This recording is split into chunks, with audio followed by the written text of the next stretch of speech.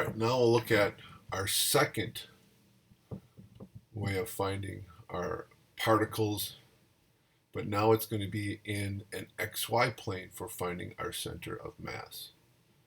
So here what we're looking at are particles located in different quadrants of the XY coordinate plane.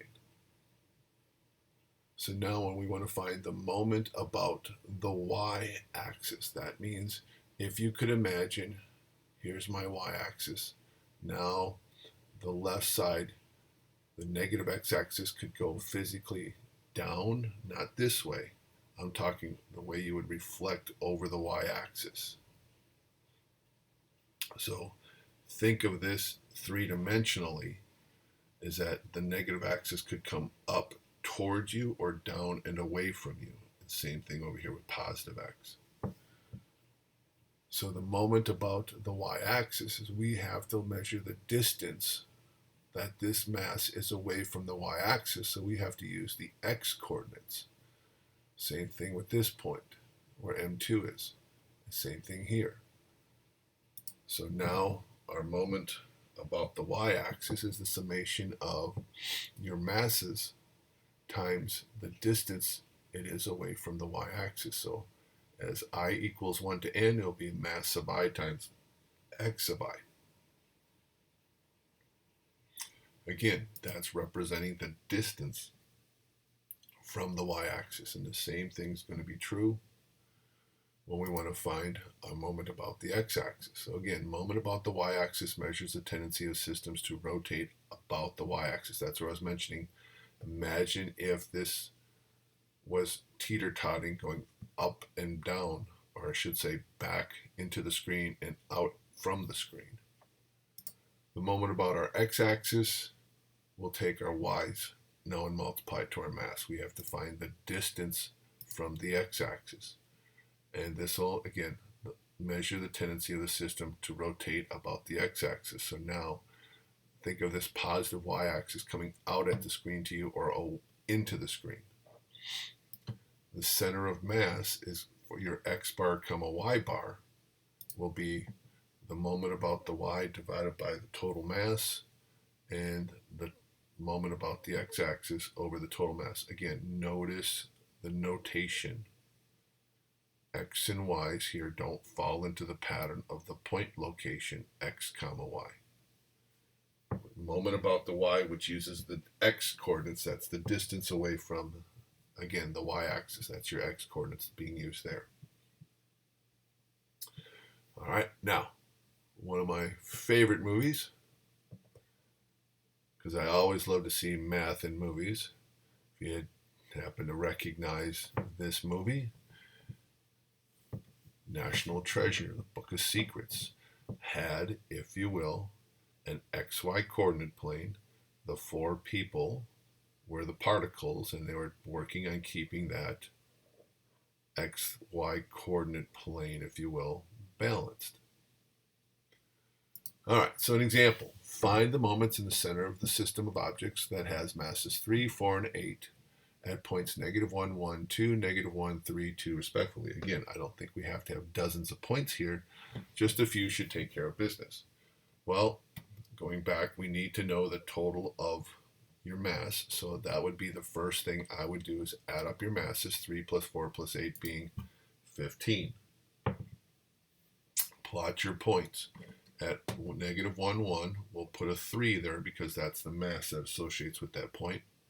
We'll go to 2, -1, we'll put a 4 there, and we're going to go to 3, 2, and put an 8 there.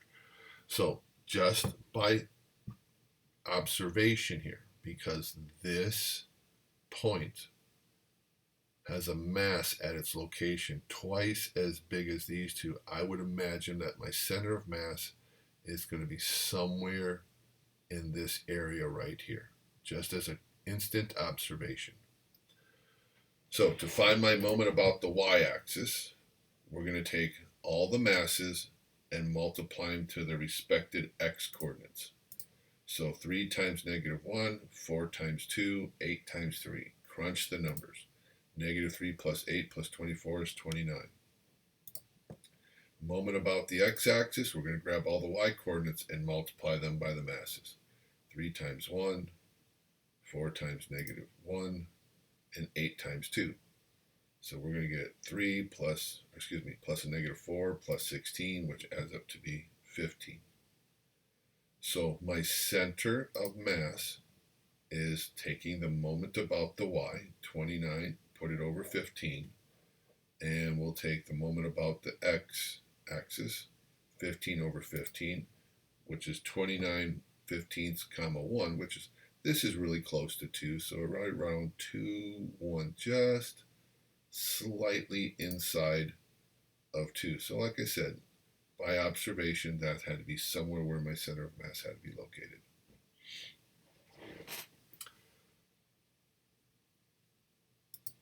All right, for number 3, for a flat plate, a lamina with uniform density rho that occupies a region in the plane, the center of mass is called the centroid of the region. So for the flat plate, density is considered to be the measure of mass per unit of area. So mass is going to equal density times area. So that will be my density is rho times my F of x bar sub I times the change in x, which then can be equal to rho times the integral of f of x dx, finding the area of this total region right here. So if you recall, when you try to find the area under a curve, we made all these little rectangles. Well, each of these rectangles have a centroid located at the center of the rectangle. Well, at x bar, which is in between the width, I should say your x sub I and x sub I plus 1, or whatever one you want to call it, your subinterval boundaries, that's going to be right in the middle, and then we want to take half of the height, so that's 1/2 times f of x bar sub I. And so if you were to integrate all this, we could find our centroid location. So we're going to need this formula here in just a second, so I highlighted that. Now to identify the moment of r sub I about the y-axis. Now again, looking at all those rectangles, that's going to be my moment about the y-axis of r sub I is equal to rho times f of x bar sub I times change in x times x sub I. That's the distance we are away from the y-axis, just like we saw before. So to find that, we're going to take the summation of r rho times x bar sub I times f of x bar sub I delta x. Well, again, since we're taking n to infinity, that's going to be my integral.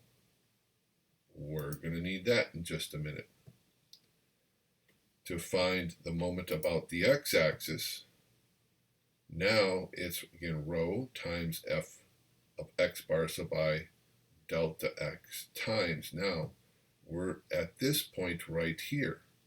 That's the 1/2 of f of x bar sub I. So that's what we're going to multiply it to. That's the distance we are away from the x-axis. So here, notice that it's going to be rho times 1/2, and now we have 2 f of x bar sub i's here. So that's going to be squared. And again, we take the limit as n goes to infinity. That will be my integral. We'll factor out the rho. I'm going to leave 1/2 inside here. We could factor it out. I'm just going to leave it there because when we find our x bar and y bar for our centroid, we need to take the moment about the y-axis and divide it by the total mass, which in this case is the total area. We're going to cancel out the rows. And then I'm going to rewrite this as this denominator here is the area of the region under the curve. So I am going to label that bottom integral right here as capital A. So when we do our problems, we will want to find the area of that region right away because we're going to need it. And then the same thing over here. The moment about the x-axis divided by the total mass. Again, rows cancel. This is my a. So 1 over a times my integral 1/2 times f of x squared dx. So these are the formulas we want right here. Okay, and we've got to memorize this. If you want, set that equal to a. All right, so in the next video, we'll look at some examples of this.